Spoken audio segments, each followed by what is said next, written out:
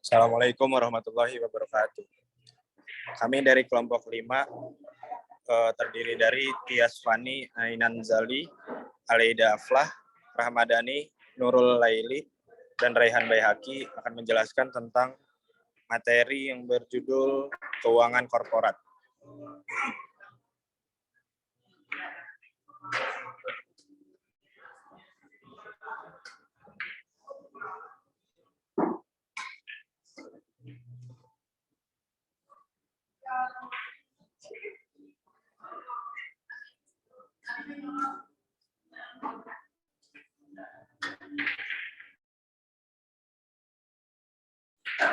Sistemasi keuangan korporat. A. Pengertian keuangan. Ilmu dan seni dalam mengelola uang yang mempengaruhi kehidupan setiap orang dan setiap organisasi. Keuangan berhubungan dengan proses, lembaga, pasar, dan instrumen yang terlibat dalam transfer uang di mana di antara individu maupun antar bisnis dan pemerintah. Menurut Nana Sujana dan Berlian, menurut mereka berdua, finansial atau keuangan adalah sebuah seni sekaligus ilmu yang digunakan untuk mengatur dan mengelola uang. Finansial erat hubungannya dengan sebuah proses, pasar, serta instrumen yang melibatkan berbagai elemen. Elemen yang dimaksud adalah para individu serta pemerintah.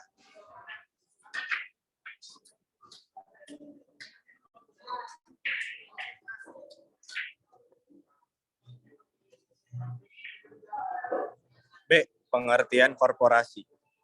Kata korporasi secara etimologis dikenal dari beberapa bahasa, yaitu Belanda dengan istilah korporati, Inggris dengan istilah corporation, Jerman dengan istilah corporation, dan bahasa Latin dengan istilah corporation. Muladi dan Dwija Priyatno, 1991. Korporasi dilihat dari bentuk hukumnya dapat diberi arti sempit maupun luas. Menurut arti sempit, korporasi adalah badan hukum. Dalam arti luas, korporasi dapat berbentuk badan hukum maupun bukan badan hukum. Pengertian lain tentang korporasi oleh Andi Zainal Abidin Farid, Muladi dan Dwija Priyatno, yang mengemukakan bahwa korporasi dipandang sebagai realitas kumpulan manusia yang diberikan hak oleh unit hukum yang diberikan pribadi hukum untuk tujuan tertentu. C. Organizing a business, menyelenggarakan bisnis. Why person engaged in business? Mengapa seseorang terlibat dalam bisnis? Provision of employment to people, penyediaan lapangan kerja bagi orang-orang. Profit, keuntungan. Service to the community, layanan kepada masyarakat. Personal satisfaction, kepuasan pribadi. Means to earn a living, sarana untuk mencari nafkah. Achievement of power, pencapaian kekuasaan. Protection of oneself and family, perlindungan diri dan keluarga. Entrepreneurship, kewirausahaan.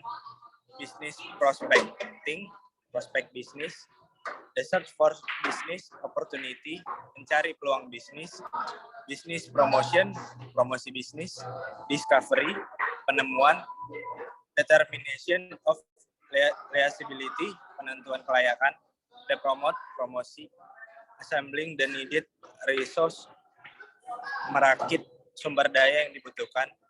Liability of promoters, tanggung jawab promotor. Slide selanjutnya akan dijelaskan oleh Aleida Aflah.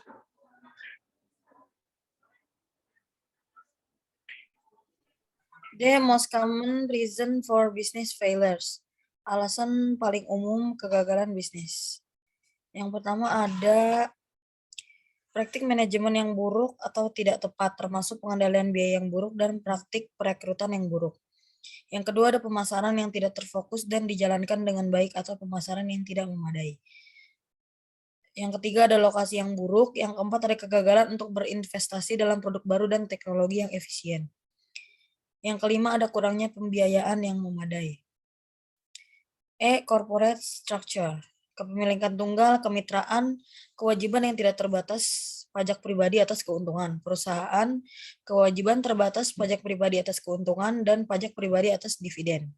Selanjutnya akan dibacakan oleh Tias Fani.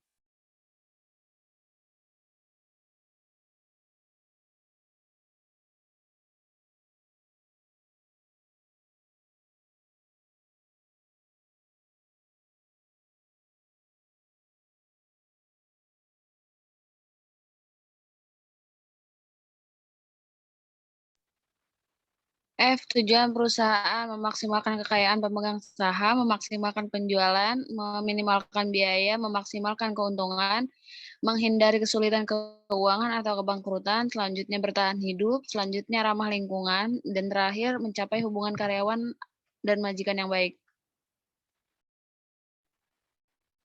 G. Teori kebersamaan, hubungan agensi, pemisahan manajemen, dan kepemilikan perusahaan.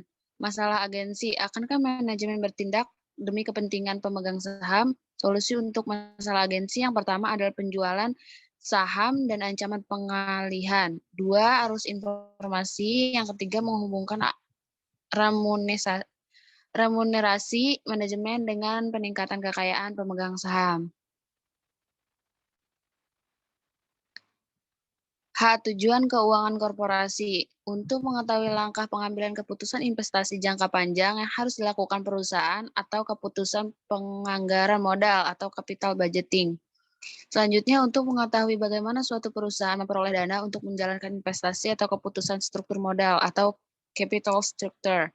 Yang terakhir, untuk memanage berapa banyak aliran kas jangka pendek yang dibutuhkan untuk membayar tagihan atau keputusan modal kerja working capital. Yang terakhir akan dijelaskan oleh Ramadhani Nurul. Tujuan manajemen keuangan. Memaksimalkan nilai perusahaan, memaksimalkan nilai kekayaan para pemegang saham. Nilai kekayaan dapat dilihat melalui perkembangan harga saham atau common stock perusahaan di pasar. Manajemen keuangan yang efisien memenuhi adanya tujuan yang digunakan sebagai standar dalam memberi penilaian keefisien nilai itu. Pertama, tujuan normatif manajemen keuangan. Kedua, nilai perusahaan yang belum go publik dapat diukur dengan harga jual seandainya perusahaan tersebut dijual. Berikut adalah bagian siapa manajer keuangan dan peran manajer keuangan. Masalah yang dihadapi perusahaan dalam mengelola keuangan perusahaan. Pertama, sulit melacak keuangan dan kerugian. Yang kedua, berhutang dalam jumlah banyak. Yang ketiga, tidak memiliki pembukuan dan laporan yang baik. Keempat, sulit mengakses laporan keuangan. Yang kelima, sulit melakukan evaluasi. Dan terakhir, minimnya pengetahuan mengenai akuntansi. Struktur keuangan. Menurut Sawir, struktur keuangan adalah bagaimana cara perusahaan mendanai aktifanya. Aktiva perusahaan didanai dengan hutang jangka pendek, jangka panjang, dan modal pemegang saham, sehingga seluruh sisi aktiva dari neraca memperlihatkan struktur keuangan. Penentuan ini sangat penting karena besarnya komposisi untuk masing-masing hutang lancar dan modal jangka panjang akan dapat mempengaruhi profitabilitas dan likuiditas perusahaan. Syamsuddin, struktur keuangan adalah perbandingan hutang jangka panjang dengan modal sendiri. Terima kasih. Sekian dari kelompok kami. Wassalamualaikum warahmatullahi wabarakatuh. Salam.